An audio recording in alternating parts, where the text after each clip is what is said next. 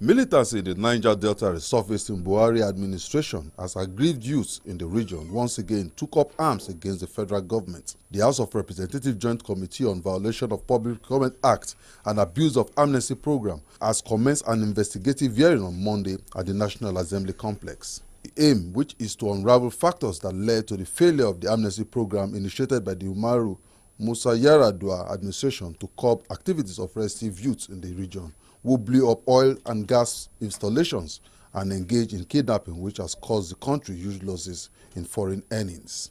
And we also witnessed the progress this country made in terms of revenue accruable to the country.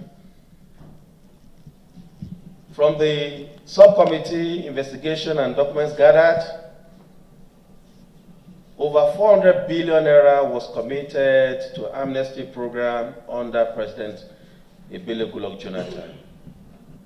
This committee is out to work to find out how the fund was utilized and the process embarked upon, and we as the representatives of the people, we promise to be fair. We are not witch-hunting anybody. We'll be fair in carrying out our job. The amnesty proclamation directed that all persons who have directly or indirectly participated in the commission of offenses associated with militant activities in the Niger Delta were to surrender and hand over all equipment, weapons, arms, and ammunition, including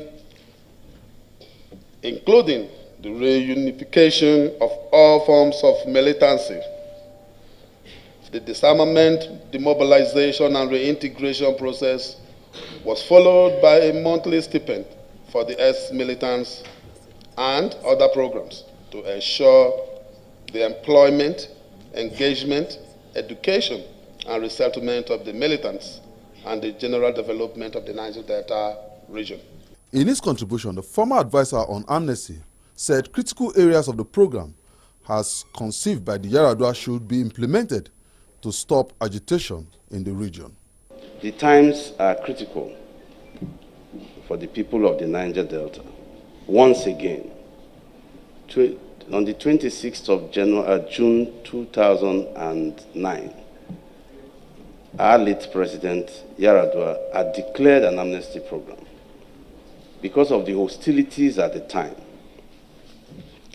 And this program was to stabilize the security conditions of the Niger Delta so that development can happen.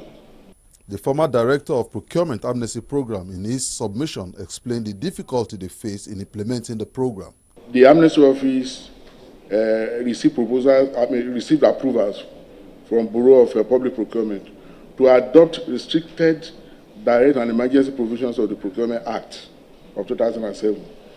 These approvals involve employing Section 40 to 43 of the Procurement Act 2007 for every financial year, and certificates of no objection were duly obtained from all contractors and consultants.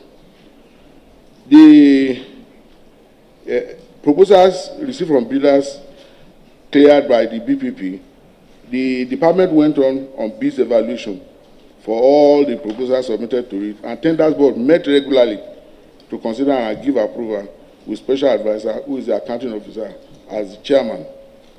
Award letters duly signed by the special advisor were issued to successful bidders.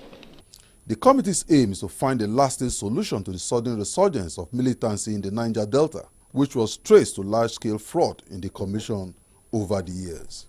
Emmanuel Ehijene, PTV News, Abuja.